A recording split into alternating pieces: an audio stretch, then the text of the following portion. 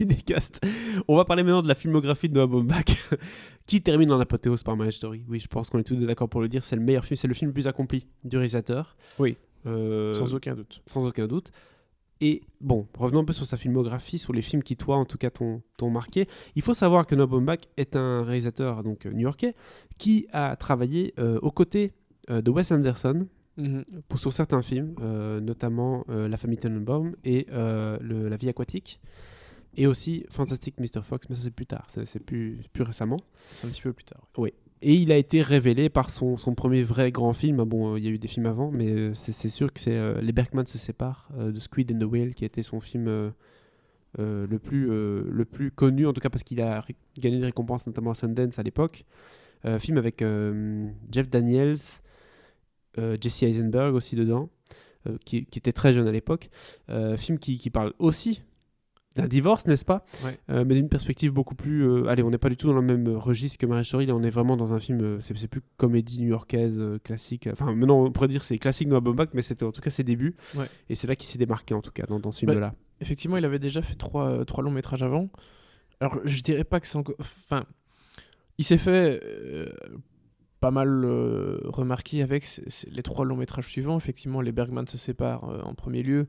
Margot va au mariage et Greenberg, je dirais, sont 3 films qui ont déjà bien marqué, faire marquer son style. Oui. Mais je dirais que le coup d'éclat... un style très proche de Woody Allen, dans la veine du, entre guillemets, espace new-yorkais, avec toujours des appartements de 100 mètres carrés. Tu vois le genre? Oui, c'est un cinéma qui explore les relations familiales, les relations de couple, voilà, principalement. Et puis tu as aussi souvent tout dans le un côté vie quotidienne, souvent avec des artistes, effectivement.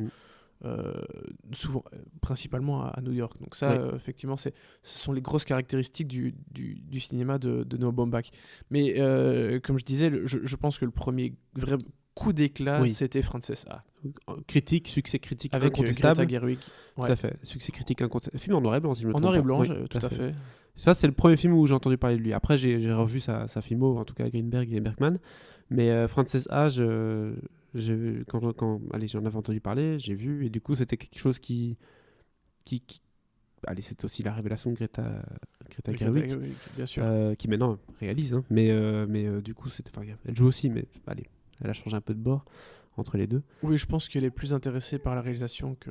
D'ailleurs, Little Woman qui sortira dans pas longtemps. Little Women qui sort tout début... ah non, la date a été un peu repoussée chez nous en Belgique. En tout cas, celle qui a fait... Je pense qu'il sort fin janvier ou mi-février. Mi-février peut-être bien. Mais je me rappelle plus exactement de tout, hein, parce que je l'ai vu une fois, mais en 2012 du coup. De quoi parler encore Frances A de manière résumée pour nos auditeurs? Tu sais pas non plus? Si, non, mais c'est la vie d'une artiste. Oui, c'est ça. Mais j'ai l'impression que... C'est un peu complexe à résumer, hein, qu'on se le dise. Hein. C'est un peu un film, comment dire, d'ambiance. Allez, c'est pas vraiment le film où t'as A plus B, quoi. Tu vois ce que je veux dire? Non, mais c'est en fait les films de Baumbach, c'est beaucoup des... Comment dire? C'est des portraits de personnes, en fait, principalement. C'est... On va répéter, hein, mais c'est des artistes à New York, et généralement, c'est des histoires relationnelles, de couple ou de famille. Frances A, il y a un peu moins de relationnel. Non, il y a la relation avec la meilleure amie, notamment, mais... parce que en fait, la vie de Frances change quand sa meilleure amie part. Du coup, elle va être livrée à elle-même, globalement.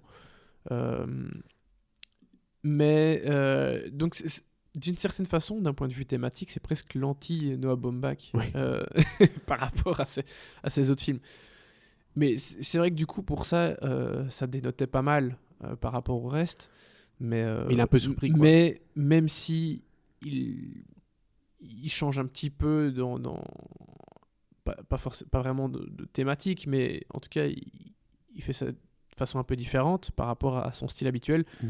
Tu retrouves complètement les codes de Baumbach, quoi, et ses grandes lignes. Ensuite, moi, je vais pas mentir, j'ai pas vu les 3 prochains films qui, en tout cas, sont sortis. Donc, il y a eu While We Are Young. C'était avec Ben Stiller et ça, je me rappelle. Il y avait Adam Driver aussi dedans. Il y avait Naomi Watts. Film assez sympathique. Mais j'ai envie de dire, ça va être un petit peu un point un peu négatif, c'est que et fort heureusement, il nous prouve ici le contraire avec Marriage Story, mais il faudrait pas qu'avec ce type de film, il s'enferme un peu comme Woody Allen, genre, c'est le petit c'est le Baumbach de l'année, quoi. Ouais, voilà. c'est ça.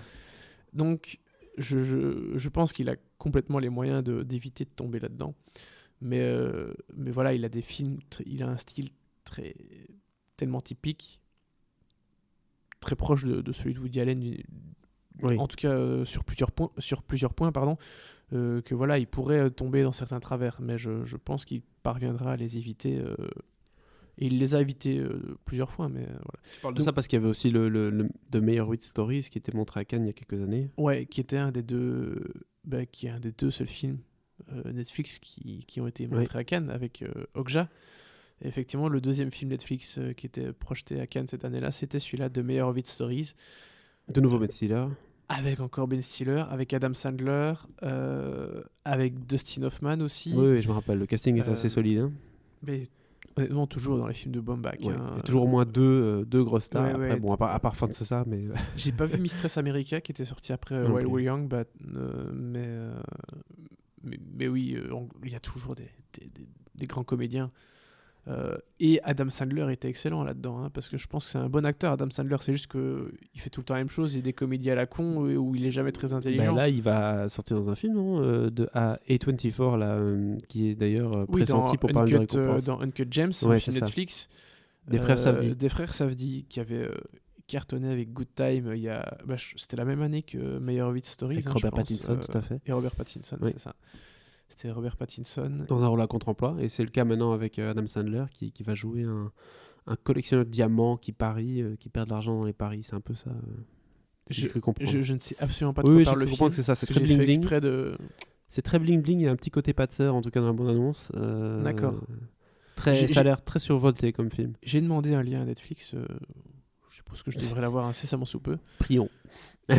Et donc, on vous en parlera, parce que je pense que ce serait une sortie a priori assez intéressante. Il me semble qu'il est prévu plutôt pour janvier, quelque chose comme ça, donc on a encore un petit peu de temps.